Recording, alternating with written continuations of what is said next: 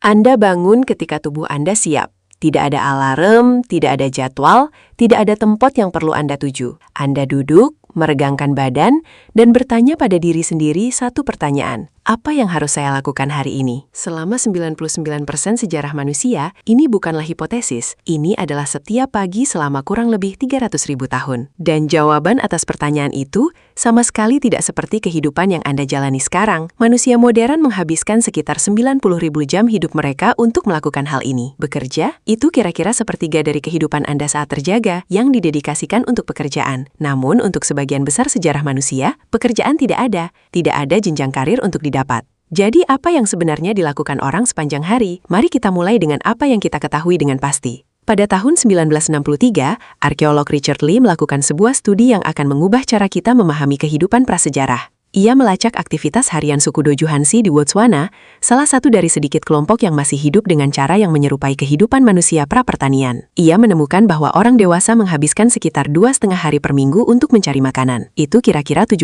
jam. Sisa waktunya mereka melakukan apapun yang mereka inginkan. Dan inilah bagian pentingnya. Pola ini muncul di mana-mana. Antropolog melihat suku Hatja di Tanzania, suku Akci di Paraguay, suku Martu di Australia. Lingkungan yang sama sekali berbeda, benua yang berbeda, hasil yang sama. Sekitar 15 hingga 20 jam per minggu dihabiskan untuk aktivitas bertahan hidup. Sebagai konteks, Anda mungkin bekerja 2 kali lipat dari itu. Sekarang beberapa dari Anda berpikir, tapi itu adalah orang-orang modern. Bagaimana kita tahu manusia purba hidup dengan cara yang sama? Pertanyaan yang wajar, dan jawabannya berasal dari tulang. Ketika para arkeolog membandingkan kerangka manusia purba dengan populasi pertanian awal, perbedaannya sangat dramatis. Petani lebih pendek, tulang mereka menunjukkan tanda-tanda kekurangan gizi. Gigi mereka penuh dengan lubang akibat pola makan yang kaya air. Mereka menderita radang sendi di tulang belakang akibat pekerjaan berulang, dan mereka meninggal lebih muda. Kerangka manusia purba lebih tinggi, lebih kuat, dan lebih sehat. Tulang mereka menceritakan kisah yang jelas. Mereka melakukan lebih sedikit kerja fisik berulang, bukan lebih banyak. Tetapi bukti yang paling menarik berasal dari sesuatu yang ditemukan oleh arkeolog yang seharusnya tidak ada jika bertahan hidup adalah perjuangan yang konstan. Pada tahun 1994, para penjelah menemukan Gua Shofi di Prancis Selatan. Di dalamnya terdapat lukisan yang dibuat sekitar 30.000 tahun yang lalu. Kuda, singa, badak yang digambarkan dengan perspektif bayangan dan gerakan. Ini bukan gambar sederhana dari stik. Ini adalah seni yang canggih yang membutuhkan keterampilan, perencanaan, dan yang terpenting, waktu. Seseorang menghabiskan berjam-jam, mungkin berhari-hari, jauh di dalam gua di dekat api, memancing hewan di dinding. Bukan untuk bertahan hidup, bukan untuk makanan, tetapi untuk keindahan, makna, sesuatu, dan untuk dilakukan sendiri. Di Gua Blambo, Afrika Selatan, para arkeolog menemukan manik-manik cangkang berlubang berusia 100.000 tahun, yaitu lubang-lubang kecil yang dibor melalui cangkang laut, yang jelas dimaksudkan untuk dirangkai sebagai perhiasan. Garis pantai terdekat berjarak 20 km. Seseorang berjalan kaki sejauh 40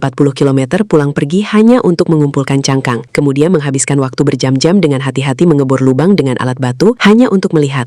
Pada tahun 2008, para peneliti menemukan serulin berusia 40.000 tahun yang diukir dari tulang burung nasar di Jerman. 5 lubang jari dengan jarak yang sempurna. Siapapun yang membuat ini pasti dia memahami musik. Mereka memahami nada, dan mereka menghabiskan waktu yang cukup lama untuk membuatnya. Bukan untuk berburu, bukan untuk pertahanan, tetapi untuk musik. Ini bukan temuan terisolasi. Di seluruh Eropa, Afrika, dan Asia, situs arkeologi dari 100.000 tahun yang lalu dan seterusnya dipenuhi dengan bukti benda-benda dekoratif. Alat-alat yang dibuat dengan cermat jauh lebih rumit daripada yang diperlukan untuk bertahan hidup, dan barang-barang yang membutuhkan waktu berjam-jam kerja tanpa manfaat praktis langsung. Inilah yang dilakukan orang-orang ketika mereka tidak sedang mencari makanan. Mereka menciptakan. Mereka mendekorasi. Mereka membuat segalanya menjadi indah. Jadi, mari kita rekonstruksi suatu hari. Anda bangun sekitar subuh. Api dari tadi malam masih membara. Seseorang menambahkan kayu. Anda makan sisa daging atau ikan dari kemarin. Mungkin beberapa kacang atau beri yang dikumpulkan sehari sebelumnya. Sarapan adalah kegiatan sosial. Orang-orang berbicara. Mereka merencanakan hari itu secara longgar. Bukan karena mereka harus bersama. Karena itulah yang dilakukan manusia. Sekitar tengah pagi, sekelompok kecil orang mungkin pergi berburu atau mengumpulkan makanan. Tapi inilah kuncinya. Anda tidak harus melakukan ini setiap hari. Jika perburuan berhasil 2 hari yang lalu dan makanan telah disimpan, Anda mungkin tidak meninggalkan perkemahan sama sekali. Mengerjakan peralatan, mengasah tombak, menenun keranjang, mengikis isi hewan untuk membuatnya lunak dan dapat digunakan. Ini bukan pekerjaan dalam arti modern. Tidak ada jam, tidak ada pengawas, Anda sendiri yang melakukannya. Karena kompetisi kompetensi itu penting karena menjadi terampil akan mendapatkan rasa hormat dan karena membuat sesuatu yang baik adalah bagian dari menjadi seorang manusia. Jika perburuan terjadi, itu bukanlah pengejaran panik yang Anda lihat di film. Manusia adalah pemburu yang gigih. Kita melacak hewan dengan kecepatan konstan selama berjam-jam sampai mereka kepanasan dan pingsan. Kita adalah satu-satunya spesies yang dapat melakukan ini secara efektif karena kita dapat berkeringat dan mengatur suhu tubuh kita saat berlari. Banyak hewan tidak bisa, jadi kita bertahan lebih lama dari mereka. Perburuan mungkin memakan waktu 3 hingga 6 jam, termasuk perjalanan. Kemudian, hewan itu dibawa kembali dan disembelih semua orang untuk dimakan. Dan menjelang siang hari, bagian produktif hari itu pada dasarnya sudah berakhir. Apa yang terjadi selanjutnya adalah hal yang paling sulit dipahami oleh orang modern. Tidak ada dan semua orang-orang beristirahat.